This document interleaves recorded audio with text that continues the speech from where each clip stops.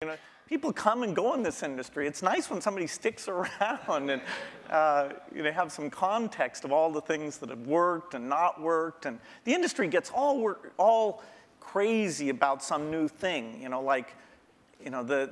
There's always this paradigm of the company that's successful is going to go away and stuff like that. It's nice to have people who've seen the waves and waves of that, and yet been willing, when it counted, to take the risk to bring in something new. Has it been important? One last question, and then we'll go to the audience. He didn't answer us because he just said this. I have an answer. He only talked about his secret gay marriage. Yeah. So. I thought that was your answer. No, that wasn't my answer. When Bill and I first met each other and worked together in the early days, generally, we were both the youngest guys in the room, right? Individually or together. I'm about 6 months older than he is, but roughly the same age. And now, when we're working at our respective companies, I don't know about you, but I'm the oldest guy in the room most of the time. And that's why I love being here. And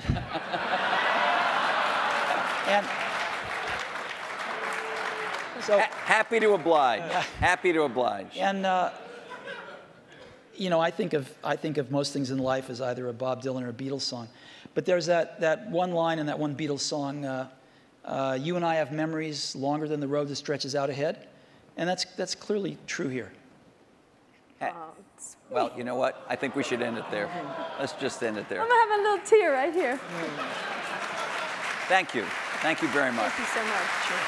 Thank you. Thank you. We're going to ask you questions. Can we get to sit down? Sit down. Oh, standing O. Thanks. Have we ever had a standing O here? No. I don't know. The toilet. No.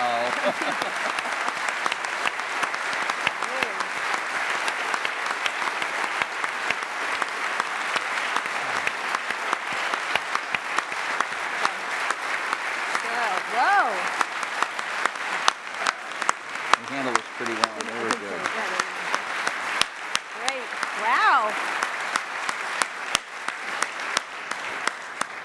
Okay, so some audience questions. Questions. Please. Can we have the lights?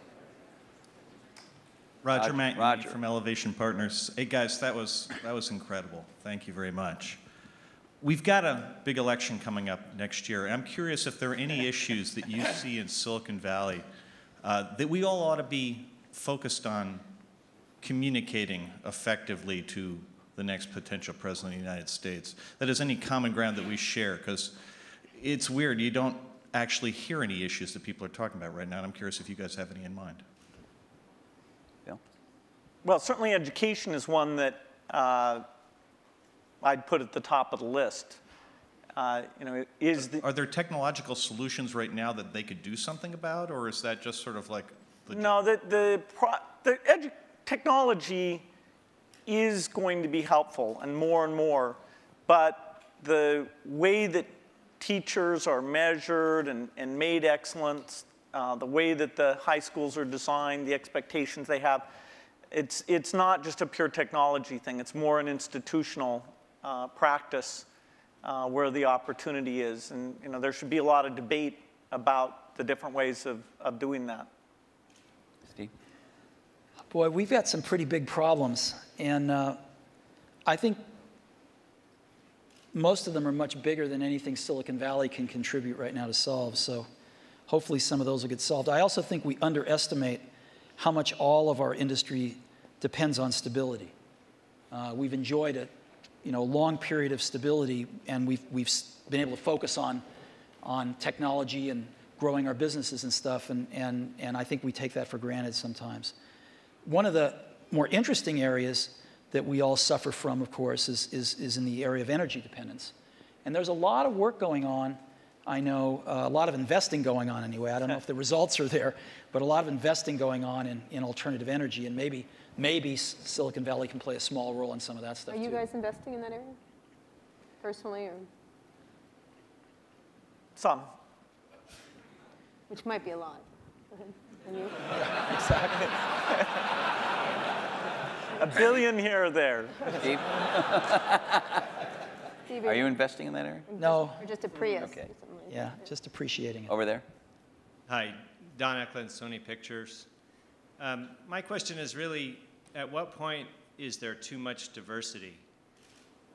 It was talked about a few times in the discussion, the fact that now microprocessors are very low cost, memory's low cost, software is ubiquitous. But you know, my life has been made better by standards like coding standards, network standards, and it seems like we're reaching a point where diversity is starting to take hold to a point where we're not going to be able to have the kinds of convergence devices that I think everyone would really be able to appreciate. And I'm wondering, you know, is this going to be like healthcare or mass transit where you just can never put it back in the bottle again? And I'd like to get your perspective on that. If there's still an opportunity to have some grand convergence devices that can really simplify people's lives and enrich their lives. Steve? Well, I think Bill and I would agree that we can get it down to 2. No, I think it's hard to limit imagination and innovation. I think there's always going to be a bunch of new great things, and I think that's part of what we put up with to get the innovation. We put up with a little bit of aggravation to get the innovation. And I think the marketplace is awfully good at allowing diversity when it should and then getting rid of it when it shouldn't. I mean, And then letting it come back sometimes. yeah. Well, not, yeah. Instead. I mean in terms of standards and things. You know, the internet standards have been incredibly powerful. You know, video formats, things like this. And so I don't see things that are going to really hold back a convergence device. You know, sure, there's a lot of wireless approaches, but that's pretty healthy right now. They each have various merits. A few of them will end up overlapping the other ones and kill the other ones out. But well, I think the industry's done very well at latching on to standards for the things that there were no longer any innovation in, and then focusing on the places where it wasn't clear which approach was best. Jesse? Hi, I'm Jesse Kornbluth, headbutler.com. Because you're not the youngest guys in the room anymore, it's perhaps appropriate to ask you a question about legacy, each of you.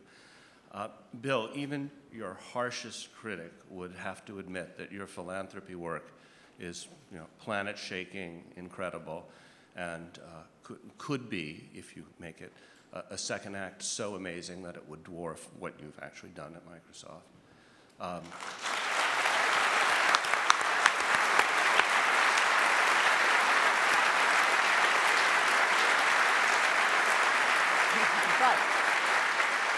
If you had to choose a legacy, what would it be? And Steve, do you look at Bill and you think, gee, that guy is so lucky. He had a company so rich with talent that he didn't have to personally, you know, come in every day and save it. And, you know, I wish I had the opportunity.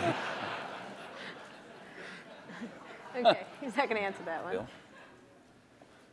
Well, the most important work I got a chance to be involved in, no matter what I do, is the personal computer. You know, that's what I grew up, you know, my teens, my 20s, my 30s. You know, I even knew not to get married because I was until later, because I was so obsessed with it. That's my life's work.